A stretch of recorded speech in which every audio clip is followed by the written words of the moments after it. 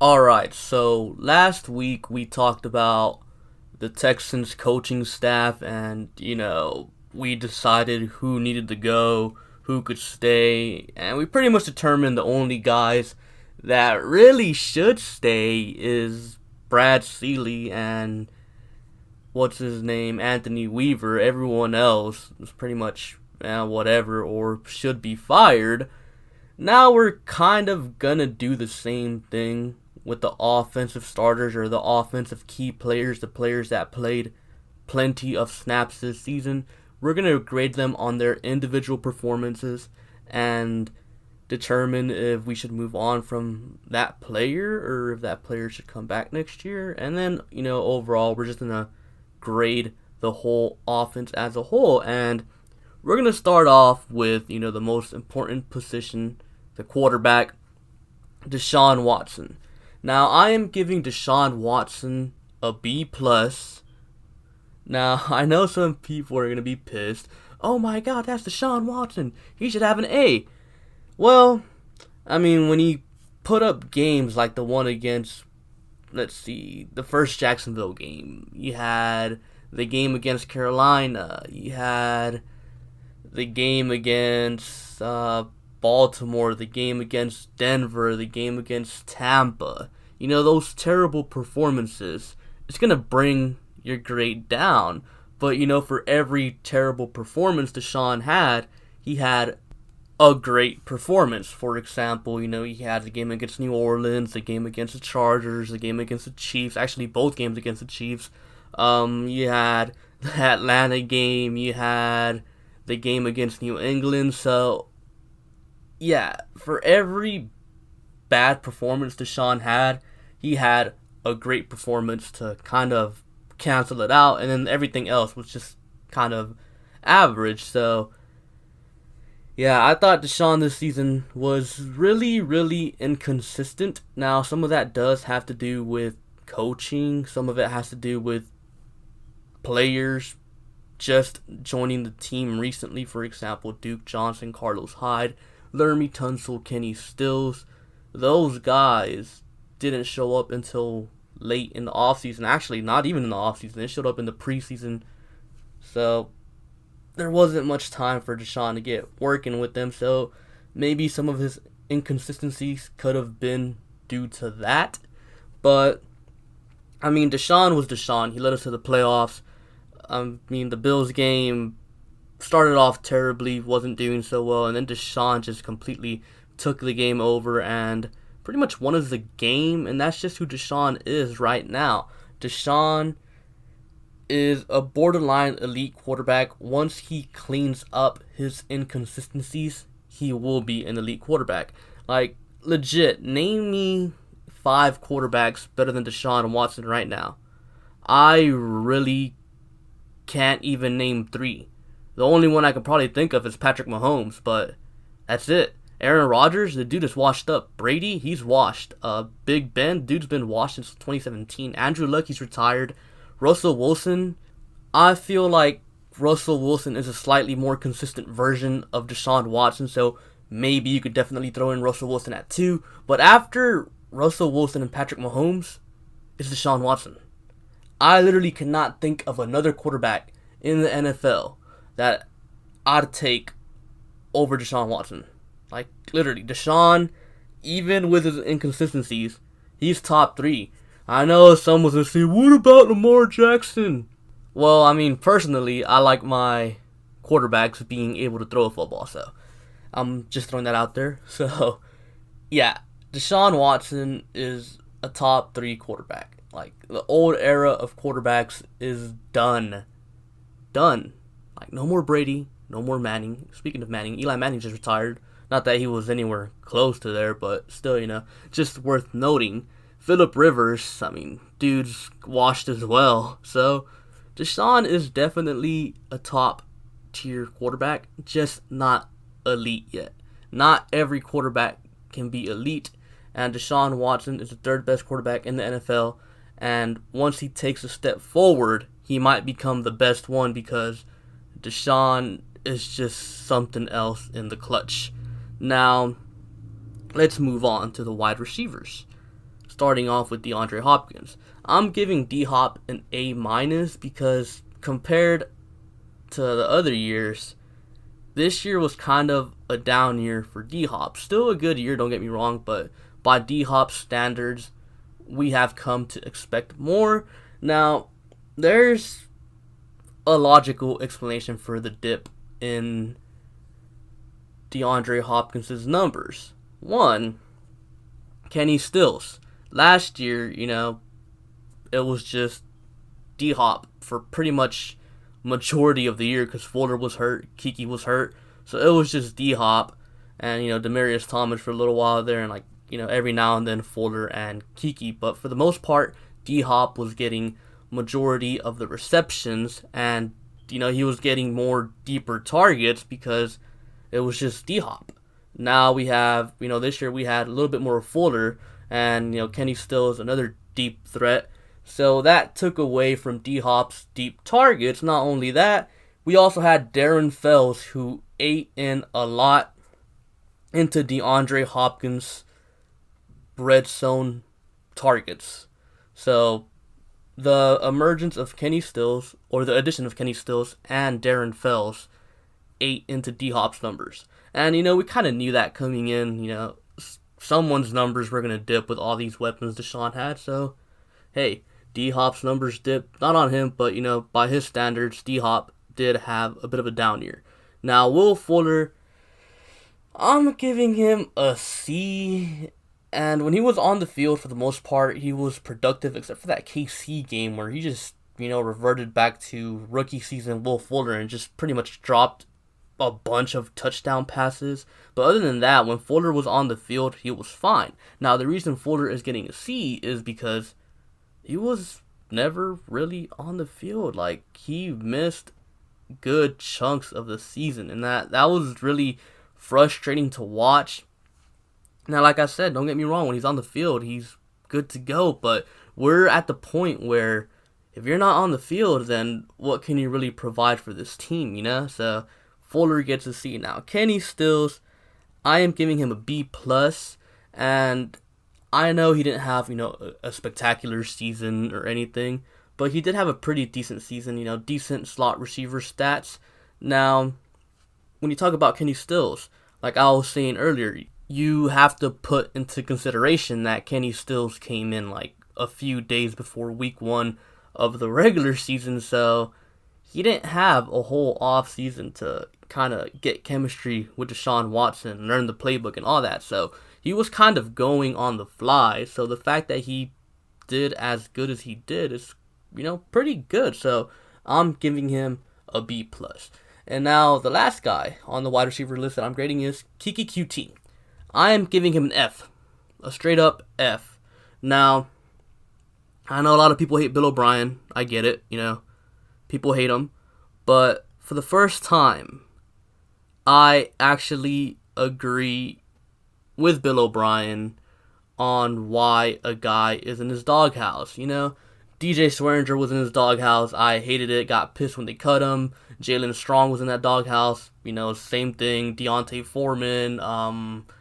Who else? Pretty sure there's someone else that he had in his doghouse that I actually really liked, and then, they cut him. Now, hopefully they don't cut Kiki QT, because I really do like him. I think he's really talented, but I agree with O'Brien. Kiki QT was out there running the wrong routes. He was in the same spot D-Hop was in sometimes. He was in the same spot Fuller was at sometimes. And then, when he would get the ball thrown to him, he'd either drop it or, like the Denver game, just fumbled it. So, I don't know what in the world's going on in Kiki's mind. This is not on O'Brien. This is not O'Brien being, messed up and just benching a guy for no reason. No, Bill O'Brien actually has a reason for benching Kiki QT, and Bill O'Brien gave Kiki QT plenty of chances, and time again, Kiki just disappointed. And I am extremely disappointed in him because I had really high hopes for him.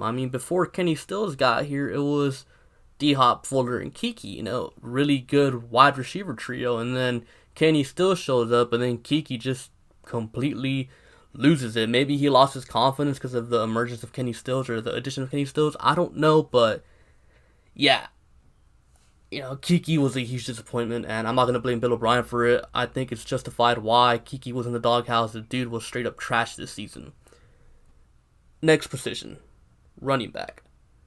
Two guys, Carlos Hyde and Duke Johnson. I'm giving them both B pluses. Now, Carlos, he was like our primary actual running back, the guy who got most of the handoffs. And I feel like for the most part, he did a pretty good job. He did have a few fumbles. But like I said, the dude came in a few days before week 1. And he contributed pretty well. He's our best running back since Arian Foster. And I think the last time we saw Arian Foster was 2014 because he got hurt in 2015. So our best running back since 2014. Easily. Like, Lamar Miller, he's meh. At least Carlos Hyde kind of hit the gaps hard and he ran with a purpose. And as for Duke Johnson, I really wish they could have utilized him more in the passing game and as well in the run game, because there were some games where Carlos Hyde couldn't do anything, but then Duke Johnson would get something going. And I feel like Bill O'Brien, the Texans, they didn't really do the whole playing the hot hand thing. You know how some teams that have multiple good running backs, they just say, we're going with the hot hand. Well, I feel like the Texans should have done that this season with Duke Johnson and Carlos Hyde, because there was definitely some games where Carlos Hyde couldn't get anything going, and Duke Johnson was getting some nice chunk plays. Now, speaking of chunk plays, Duke Johnson is really good in space. I feel like we should have used him more in the passing game, because every time he got the ball in his hands, like, he made one or two dudes miss, and then, had a nice little 10-yard plus gain, So, overall, though, I am pretty pleased with Carlos Hyde and Duke Johnson. I give them both B pluses because they both came in extremely late. Well, they both came in the preseason, so yeah, you could only imagine for them, having to learn the playbook, getting into a new team, and all that stuff. So hopefully next year, if Carlos Hyde re-signs, hopefully they're even better next year. So who knows?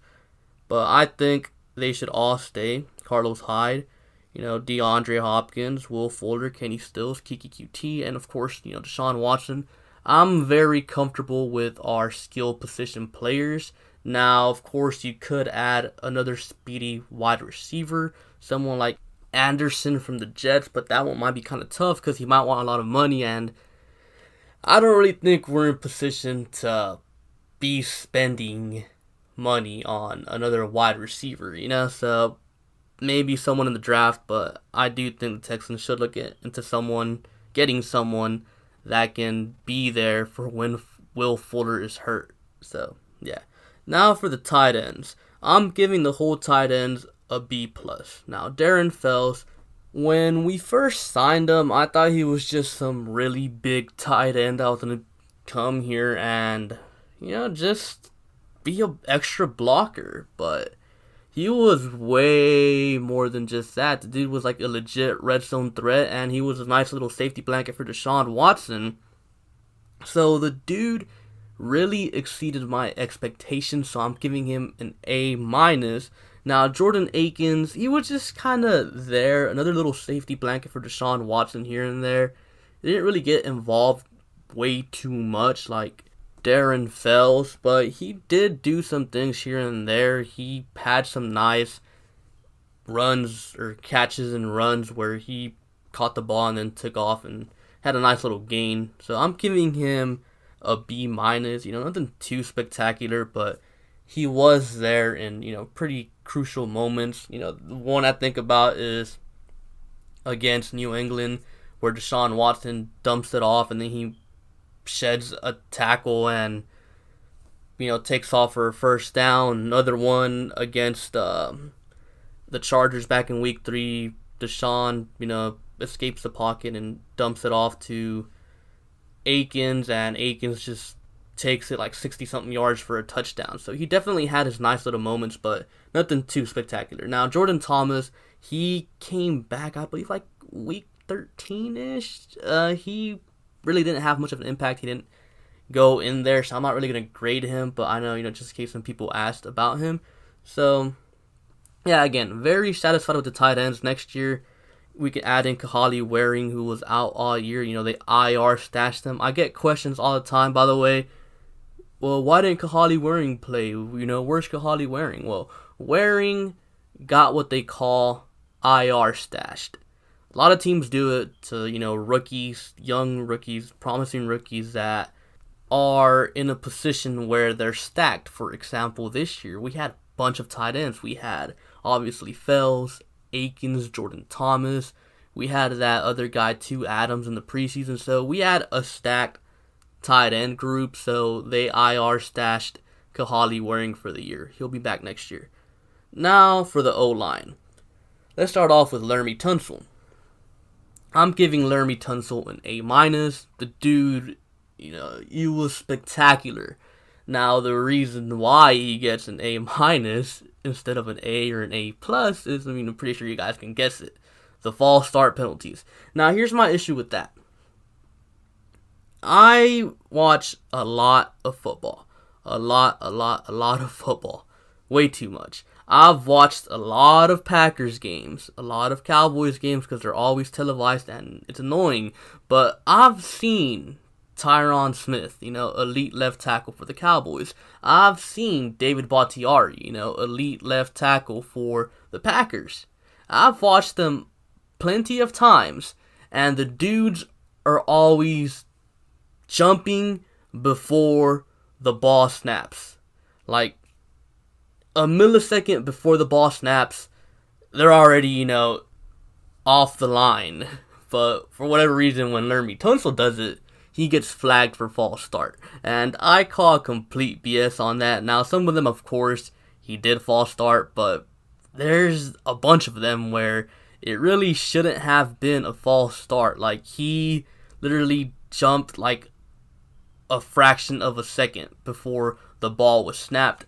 And if you watch any elite offensive tackle, not even just left tackle, offensive tackle, they do it too. Lane Johnson, I've seen him do it plenty of times. Ryan Ramczyk from New Orleans, he's done it plenty of times too. But for whatever reason, when Laremy Tunsil does it, he gets called for false start. And I call complete BS on that. Now, there was, a point earlier in the season where Laremy Tunsil said it, I feel like I have a target on my back.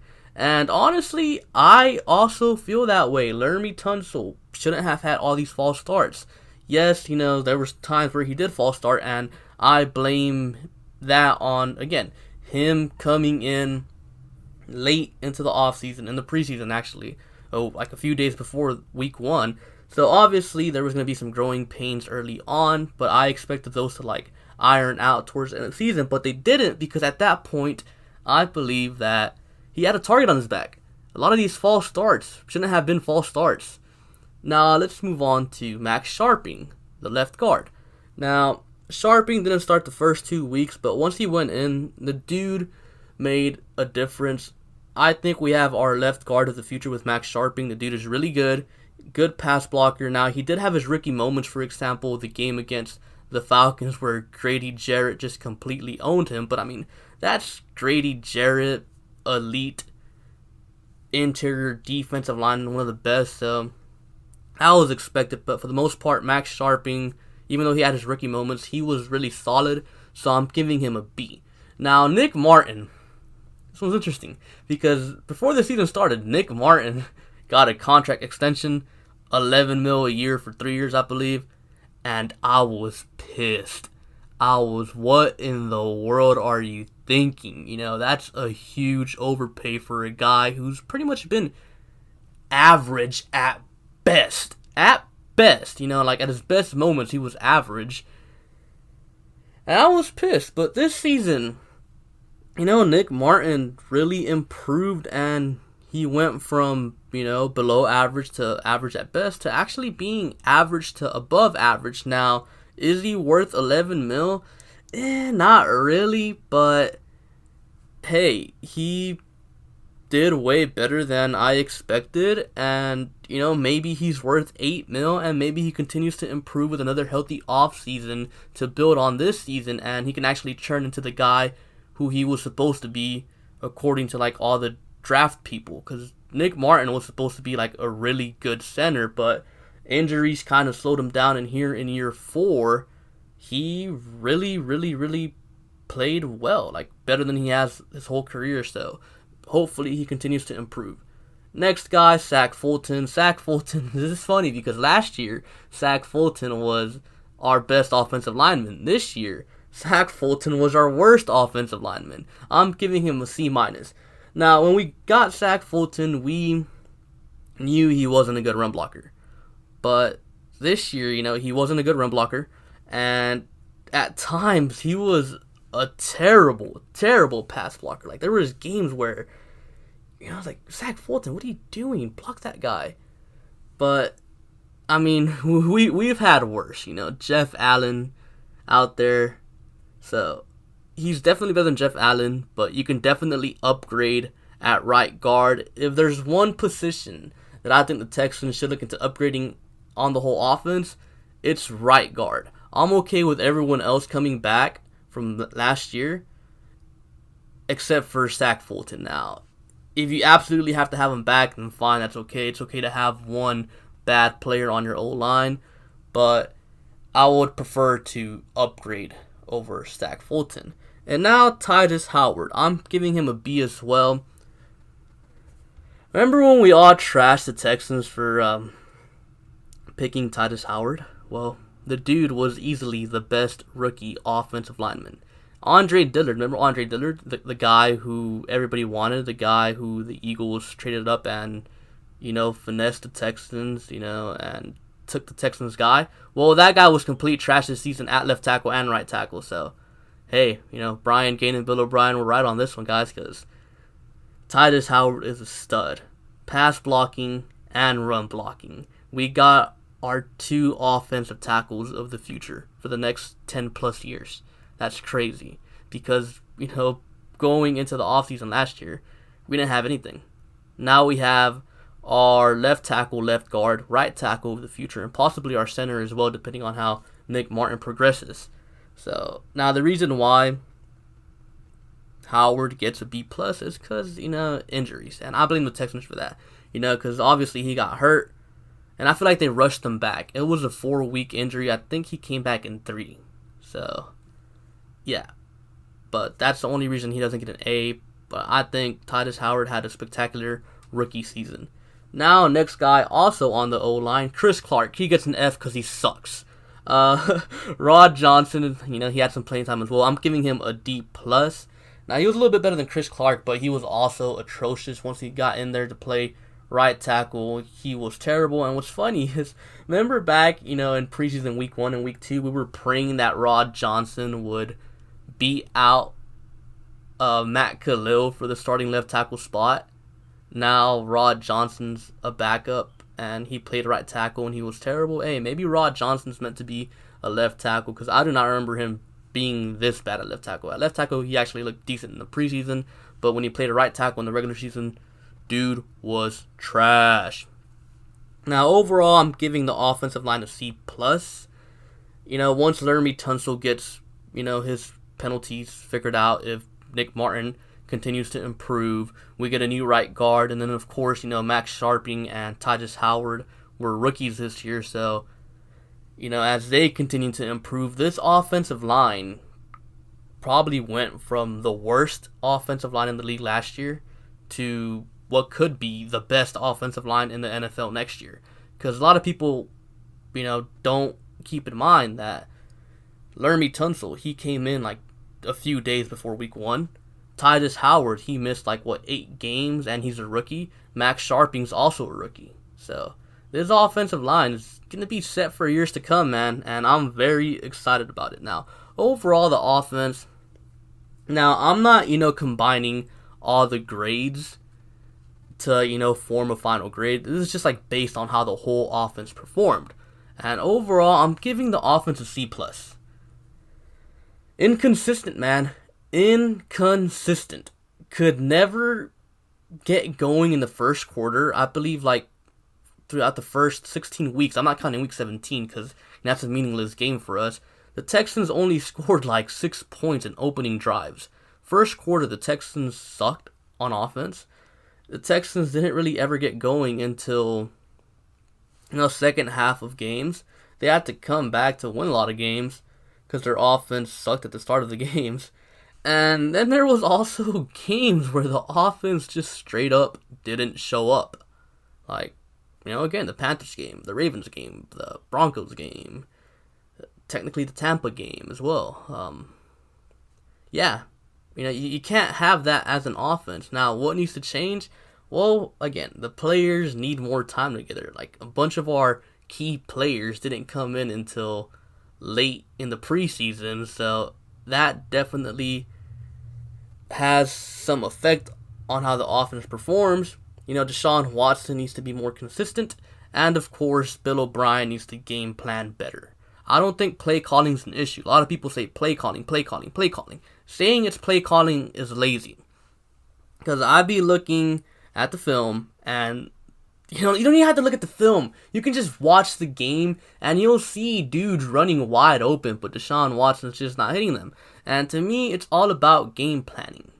That's what matters. Bill O'Brien has to do better with his game plan. And, maybe he has too much on his plate, how I've been saying.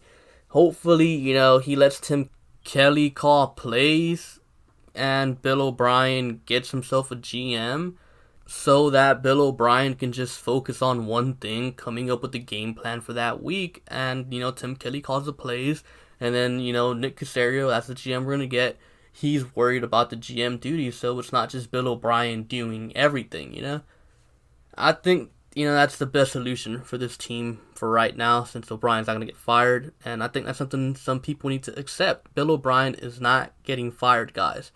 Accept it and come up with a different solution, because I'm getting tired of, seeing every single time, Bill O'Brien's got to go, Bill O'Brien's got to go. That's just being in denial. Just accept it, move on, find different solutions. And that's all I'm going to say on that.